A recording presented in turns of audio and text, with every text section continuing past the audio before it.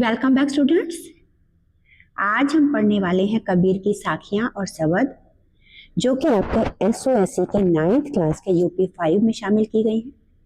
आज हम इनको पढ़ेंगे, इनकी व्याख्या करेंगे और साथ में इनका भावार्थ समझने की कोशिश करेंगे। तो चलिए शुरू करते हैं। आपको पहली साखी जो दी गई है वो है, रात गंवाई सोए के, दिवस गवाया खाए, हीरा जन्म अमोल है, कौड़ी बदले जाए। यानी कि इसका अर्थ बनता है कि रात तो हमने सोकर गंवा दी और दिन, दिवस यानी कि दिन, खाकर गंवा दिया। हीरा जन्म अमोल है, ये जन्म हीरे जैसा अनमोल है। अमोल यानी कि अनमोल। कौड़ी बदले जाए, कौड़ी के बदले चला जा रहा है। हम इस हीरे जैसे अनमोल जन्म को कौड़ी के बदले खत्म कर दे रहे हैं। इसका भावार्थ बनेगा कि हम दिन रात को सोकर खाकर बर्बाद कर रहे हैं। हम कुछ भी नहीं कर रहे हैं ऐसा कि जिससे हमारा जन्म सफल हो। अपने इस हीरे जैसे जन्म को, इस कीमती जीवन को हम लोग बर्बाद कर रहे हैं, कौड़ियों को मोल खत्म कर रहे हैं। यहाँ कबीरदास जी हमें जीवन में सक्रिय होने का ज्ञान देते हैं कि हमें अपने जीवन में कुछ ऐसे काम करने चाहिए ताकि हमारा जन्म सफल हो। हमें अच्छे काम करने चाहिए, हमें ऐसे काम करने चाहिए ताकि हमारे जीवन के बाद भी हमें याद किया जाए। हमें अपना जीवन खाकर सोकर नहीं बिताना चाहिए, यानी कि खाना सोना यहाँ पर कहीं ना कहीं जो हमारी लग्जरियस लाइफ है उसको कहा गया है कि हम अपने जीवन को सिर्फ अपने आराम के लिए बर्बाद ना करें, बल्कि कुछ ऐसे काम करें ताकि हमारा जीवन सफल बने। इसके बाद दूसरी आपको जो साखी दी गई है ये है, ज्यों तिल माही तेल है, ज्यों चकमक में आग, तेरा साईं तुझ में है, जाग सके तो जाग। तो कबीरदास जी कहते हैं कि जैसे तिल के अंदर तेल होता है, तिल बेटा छोटे छोटे होते हैं, तिल के लड्डू आप लोगों ने खाए होंगे। तिल का तेल निकलता है, अपनी मम्मी को पूछिएगा आप लोग, वो आपको तेल दिखा देंगी। तो तिल में जैसे तेल होता है और जैसे चकमक में आग होती है। चकमक एक पत्थर होता है, पत्थर का प्रकार होता है, टाइप ऑफ स्टोन होता है जिसके अंदर आग होती है, यानी कि उसको जब हम रब करते हैं तो उसमें आग जल जाती है उससे। तो ऐसे वो कहते हैं कबीरदास जी कि जैसे तिल में तेल है और चकमक पत्थर के अंदर आग है छुपी हुई, ऐसे ही तेरा साईं तुझ में है। तेरा साईं यानी कि तेरा ईश्वर तुझ में है, तेरे अंदर ही है, जाग सके तो जाग, यानी कि समझ पाए तो समझ ले। यहाँ पर कबीरदास जी की मैंने इसका अर्थ तो आपको बता दिया कि जैसे तिल में तेल होता है, चकमक पत्थर में आग होती है, ऐसे ही तेरा साईं यानी कि तेरा ईश्वर तेरे अंदर है, तो जाग सके तो जाग जा। इसका भावार्थ है कि जैसे तिल देखने पर उसमें हमें तेल दिखाई नहीं देता है, लेकिन उसके अंदर तेल होता है। और चकमक पत्थर को देखने में वो सिर्फ पत्थर जैसा दिखाई पड़ता है, उसके अंदर की आग दिखाई नहीं पड़ती है, हालांकि उसके अंदर आग होती है।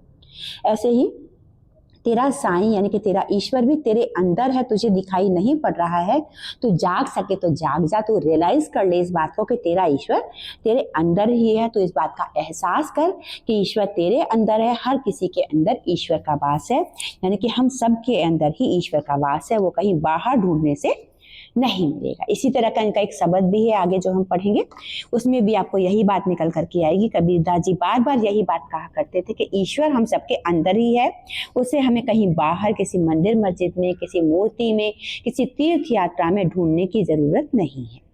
तो यहाँ पर कबीरदास जी कहते हैं कि जैसे तिल में तेल होता है, चकमक पत्थर में आग होती है, ठीक ऐसे ही ईश्वर भी तेरे अंदर ही है। तू जाग सके तो जाग ले, यानी कि तू खोज सकता है तो अपने ईश्वर को खोज ले। अगली साखी है, अति का भला न बोलना, अति की भली न चूप, अति का भला न बरसना, अति की भली न धूप। इसका मतलब है कि कबीरदास जी कहते हैं कि बहुत ज्यादा बोलना सही नहीं होता है। अति का मतलब बहुत ज्यादा, अति का भला मतलब बहुत ज्यादा बोलना सही नहीं होता है, अच्छा नहीं होता है। और बहुत ज्यादा चुप रहना भी सही नहीं होता है। अति का भला न बरसना, बहुत ज्यादा बरसना भी सही नहीं होता है। और अति की भली न धूप, बहुत ज्यादा धूप भी अच्छी नहीं लगती है, यानी कि अति हर चीज की बुरी लगती है, अति किसी भी चीज की अच्छी नहीं लगती है। इसका अर्थ ये है कि कबीरदास जी कहते हैं कि बहुत ज्यादा बोलना अच्छा नहीं होता है, लेकिन बहुत ज्यादा चुप रहना भी अच्छा नहीं होता है। यानी कि हमें जहां पर बोलना है वहां बोलना चाहिए, जहां चुप रहना है वहां पर चुप रहना चाहिए। इसके अलावा बहुत ज़्यादा बारिश होती है तो वो भी अच्छी नहीं होती है, बाढ़ आ जाएगी, फसलें बर्बाद हो जाएंगी।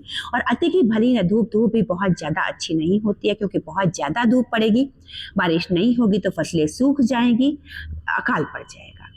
तो ये आपको समझ में आ गया होगा।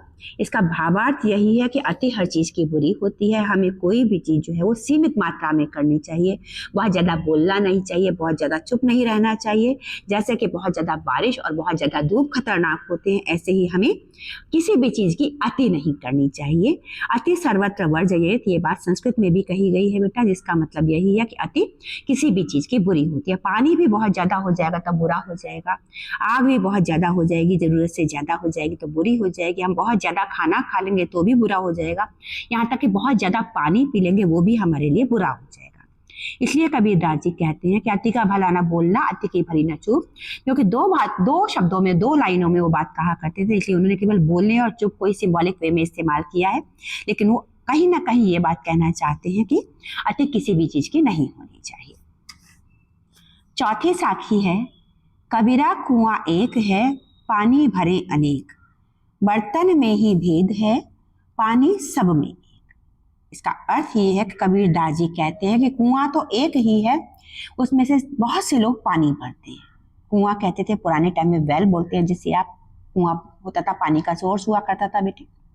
तो कबीरदास जी कहते हैं कि कुआं तो एक ही है, उससे सभी लोग, बहुत से लोग पानी भरते हैं। बर्तन में ही भेद है, पानी सब में एक। आप अगर देखिए, पानी को आप किसी सिलेंडर में भरते हैं तो सिलेंडर का शेप ले लेता है, गिलास में डालते हैं तो गिलास का शेप ले लेता है, आप किसी बैलून में भरते हैं तो बैलून का शेप ले लेता है, टायर में डालते हैं पानी को तो टायर के शेप में आ जाता है। तो यही बात कबीरदास जी कह रहे हैं कि पानी को आप जिस बर्तन में डालेंगे उस बर्तन का शेप ले लेता है। हालांकि पानी वही एक ही है, बर्तन ही अलग अलग तरह के हैं। तो कबीरदास जी कहते हैं कि कुआं एक ही है, उससे सभी लोग पानी भर रहे हैं, और बर्तन सबके अलग अलग हैं, पानी सबके अंदर एक ही है। इसका भावार्थ ये है कि कुआं एक ही है, यानी कि ईश्वर एक ही है, वहां से पानी बहुत से लोग भर रहे हैं, उसका अंश सबके अंदर है। यानी कि ईश्वर तो एक ही है, उसका अंश अब सबके अंदर है। और बर्तन में ही भेद है, पानी सब में एक। बर्तन सबके अलग अलग है, यानी कि हम सबको, इंसानों को उन्होंने बर्तन कहा है, जीवों को सबको बर्तन कहा है। सबके अंदर पानी एक ही है, यानी कि सबके अंदर आत्मा एक ही ईश्वर का अंश है। तो कुआं यहाँ पर कबीरदास जी ने ईश्वर को कहा है, पानी कहा है हम सबकी आत्मा को, बर्तन कहा है हम सबके शरीर को, और पानी यहाँ पर फिर से आत्मा को कहा गया है। तो वो कहते हैं कि कबीर, कुआं एक है, वो परमात्मा एक ही है, उससे हम सबकी आत्मा जो है उसी परमात्मा का अंश है, तो हम सबके अंदर वही परमात्मा का अंश समाया हुआ है। और बर्तन में भेद है, यानी कि हम सब ईश्वर, हम सब शरीर से अलग अलग हैं, हम सबके अंदर उसी परमात्मा की अंश है, उसी परमात्मा का अंश हमारे अंदर आत्मा की तरह से बसा हुआ है। यानी कि अंदर से हम सब एक हैं, ऊपर से चाहे हम लोग शरीर से कितने ही अलग अलग दिखाई पड़े, परंतु अंदर से हम सब एक है, हम सब एक ही ईश्वर की संतान है।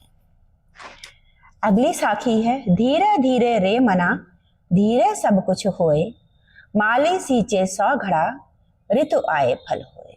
यहाँ पर कबीरदास जी कहते हैं कि हे मन, धीरे धीरे कर तू काम को, धीरे धीरे, हे मन धीरे धीरे कर, सब कुछ धीरे धीरे ही होगा।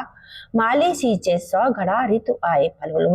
माली चाहे 100 घड़े से किसी फल को सींच दे, किसी पौधे को, पेड़ को सींच ले, 100 घड़े पानी डाल दे, लेकिन जब ऋतु आएगी तभी उस पर फल आएगा। पौधे, पेड़ पर कभी भी ऋतु आने से पहले ज्यादा पानी डालने से फल नहीं आएगा।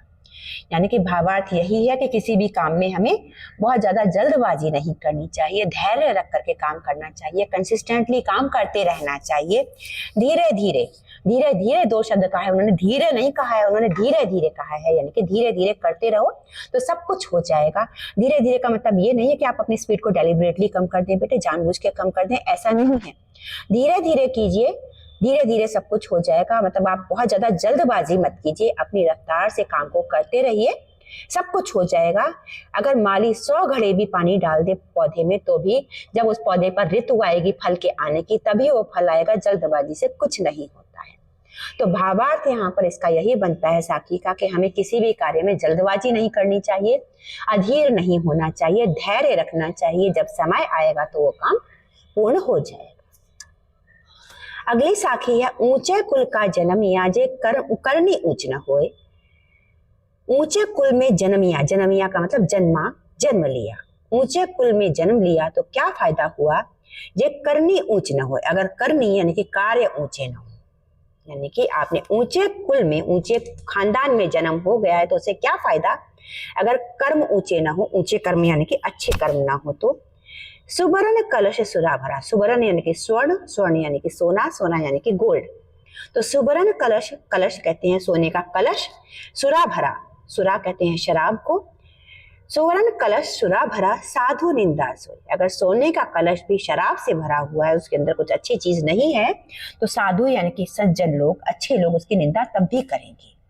तो ऊंचे कुल यानी कि ऊंचे खानदान में, जन्मिया यानी कि जन्म लिया, जे का मतलब अगर, करनी का मतलब काम, ऊंच का मतलब ऊंचे यानी कि अच्छे, होई का मतलब हूँ, सुवर्ण का मतलब स्वर्ण यानी कि गोल्ड, सोना, कलश का मतलब पात्र जिसके अंदर सोना, सोने का कलश, सुरा का मतलब शराब, साधु का मतलब सज्जन यानी कि अच्छे लोग, जेंटलमैन, और निंदा का मतलब बुराई करना, उसको एक तरीके से डिमोटिवेट करना, सोई का मतलब तब भी। तो ऊंचे कुल में जन्म लेने का क्या फायदा, अगर कर्म अच्छे ना हो, सोने का कलश भी अगर सुरा से भरा हुआ हो, शराब से भर दिया जाए तो अच्छे लोग उसकी निंदा ही करेंगे, उसकी तारीफ नहीं करेंगे। तो अच्छे कुल में जन्मने का मतलब ठीक इसी तरह से है जैसे कि आप सोने का कलश बन गए, लेकिन अगर आपके कर्म खराब हैं तो शराब के जैसे कर्म कहलाएंगे, तब भी आपको निंदा ही झेलनी पड़ेगी। यानी कि कभी भी हमें ऊंचे कुल में जन्म लेने का घमंड नहीं करना चाहिए, क्योंकि अगर हमारे कर्म अच्छे नहीं है तो किसी भी खानदान में हमारा जन्म हुआ हो कोई फायदा नहीं है, क्योंकि हमारे समाज में ही सोने का कलश किसी के पास है और उसके अंदर शराब भर कर रखता है तो उसकी सभी लोग निंदा ही करते हैं, उसकी प्रशंसा कोई भी नहीं करता है। यानी कि यहाँ पर कुल मिलाकर के भावार्थ यही है कि हमें अपने जन्म के आधार पर, अपने रंग के आधार पर, अपने धन के आधार पर कभी भी गर्व नहीं करना चाहिए, घमंड नहीं करना चाहिए, बल्कि हमें अपने कर्म अच्छे रखने चाहिए। आगे शब्द है आपके लिए कबीरदास जी का लिखा हुआ, वो कहते हैं, मोह को कहाँ ढूंढे बंदे, मैं तो तेरे पास में, ना मैं देवल ना मैं मस्जिद, ना काबे कैलाश में, ना तो कौने क्रिया कर्म में, नहीं योग वैराग में, खोजी होए तो तुरते मिले हो, पल भर की तलाश में, कहे कबीर सुनो भाई साधो सब श्वासों की श्वास में। यानी कि वो कहते हैं यहाँ पर, मोह को कहाँ ढूंढे रे बंदे, मैं तो तेरे पास में, ना मैं देवल ना मैं मस्जिद, ना काबे कैलाश में। एक एक करके हम इन लाइंस को पढ़ेंगे थोड़ा थोड़ा करके। तो मोह का मतलब मुझे, बंदे मतलब हे ईश्वर के भक्त, मोह को कहाँ ढूंढे बंदे, ईश्वर कहते हैं कि तू मुझे कहाँ ढूंढ रहा है हे भक्त, मैं तो तेरे पास में हूँ। देवल का मतलब होता है मंदिर, मस्जिद आपको पता ही है मस्जिद होता है, काबा कहते हैं जो मुस्लिमों का तीर्थ स्थल होता है, और कैलाश हिंदुओं का तीर्थ स्थल होता है। यानी कि ईश्वर या परमात्मा या अल्लाह जो कि एक ही है, वो सबसे कह रहा है कि हे बंदे, हे मेरे भक्त या मेरे बंदे, तू मुझे कहाँ ढूंढ रहा है, मैं तो तेरे पास में हूँ, ना मैं मंदिर में हूँ, ना मैं मस्जिद में हूँ, और ना कि काबे और कैलाश में हूँ, मैं कहीं भी नहीं हूँ, मैं मंदिर मस्जिद काबे कैलाश में नहीं हूँ, तो मुझे कहाँ ढूंढ रहा है, मैं तो तेरे पास में ही। आगे कहते हैं, ना तो कौने क्रिया कर्म में, नहीं योग वैराग में, मैं किसी क्रिया कर्म के अंदर नहीं हूँ जो आप पूजा पाठ के लिए या नमाज के लिए करते हैं, उन क्रिया कर्मों में मैं नहीं हूँ, ना किसी योग वैराग में हूँ, मैं किसी योग में वैराग्य में भी नहीं हूँ। आप योग धारण करते हैं, योग करते हैं या फिर वैराग्य धारण कर लेते हैं तो भी मैं तुम्हें नहीं मिलूंगा। खोजी होए तो तुरते मिले हो, पल भर की तरह, तुम खोजी हो, अगर तुम्हारे अंदर खोजने की शक्ति है, खोजने की कैपेसिटी है, तुम मुझे ढूंढ सकते हो, तो मैं तुम्हें पल भर की तलाश में मिल जाऊंगा, तुरंत मिल जाऊंगा। मैं किसी पूजा पाठ में नहीं हूँ, नमाज में नहीं हूँ, मंदिर मस्जिद में नहीं हूँ, काबे कैलाश में नहीं हूँ, मैं योग वैराग में नहीं हूँ, क्रिया कर्म में नहीं हूँ मैं, पर अगर तुम मुझे खोजना चाहते हो तो तुरंत मिल जाऊंगा तुम्हें, मैं पल भर की तलाश में। सुनो कबीर कहे कबीर सुनो भाई साधो सब श्वासों की श्वास में। कबीरदास कहते हैं कि सुनो हे साधो, हे सज्जनों, सुनो, मैं तो सब श्वासों की श्वास में हूँ, मैं तो हर सांस की सांस में हूँ, यानी कि हर जीव के अंदर मैं ही हूँ। तुम ढूंढना चाहते हो तो मुझे तुरंत ढूंढ सकते हो, तुम्हें कहीं किसी मंदिर में जाने की, मस्जिद में जाने की आवश्यकता नहीं है, काबा कैलाश जाने की भी आवश्यकता नहीं है, कोई क्रिया कर्म करने की, योग वैराग करने की भी आवश्यकता नहीं है। तुम ये सब मत करो, मैं तुम्हें तुरंत मिल जाऊंगा अगर तुम मुझे ढूंढना चाहते हो तो। मैं तो सभी जीवों की आत्मा के अंदर हूं, मैं तो सभी जीवों की श्वास में हूं, मैं सबके अंदर। तो इसको एक बार फिर से पढ़ लेते हैं हम लोग, क्योंकि लंबा था, आपको याद रह जाएगा बेटे। मुंह को कहाँ ढूंढे बंदे, मैं तो तेरे पास नहीं, ना मैं देवल ना मैं मस्जिद, ना काबे कैलाश में, ना तो कौने क्रियाक्रम में, नहीं योग वैराग में, खोजे होए तो तुरते मिले हो पल भर की तलाश में, कहे कबीर सुनो भई साधो सब श्वासों की श्वास में। तो इसका अर्थ आपको समझ में आ गया होगा अच्छी तरह से। ईश्वर कहते हैं कि मुझे कहाँ ढूंढ रहे हो तुम, मैं तो तुम्हारे पास में हूँ। मुझे ढूंढने के लिए तुम्हें कोई भी अलग से पूजा, तीर्थ यात्रा या क्रियाकर्म करने की जरूरत नहीं है। मैं तो तुम्हें पल भर की तलाश में मिल जाऊंगा, क्योंकि मैं तो तुम्हारे पास में ही हूँ। मैं तो हर सांस की सांस में हूँ, यानी कि हर जीव के अंदर मैं ही समाया हुआ हूँ। तो भावार्थ यही है कि ये सब क्रियाकर्म, पूजा पाठ, तीर्थ यात्रा छोड़िए और हर जीव के साथ प्रेम भाव मानिए। सबके साथ जो भी अच्छा कर सकते हैं कीजिए, किसी के साथ बुरा मत कीजिए। इसी में मैं आपको मिल जाऊंगा, यानी कि ईश्वर की प्राप्ति आपको इसी से होगी कि आप जीव मात्र से प्रेम करें, किसी को हानि न पहुंचाएं, किसी को दुख ना दें। तो ये थी आपकी कबीर की साखियां और शब्द, जो कि आपके यूपी 5 में 9th क्लास में शामिल किए गए हैं बेटे। इनको अच्छी तरह से समझ लीजिए। कहीं डाउट हो तो आप लोग कमेंट सेक्शन में भी पूछ सकते हैं। Have a great day ahead. जय हिंद, जय भारत।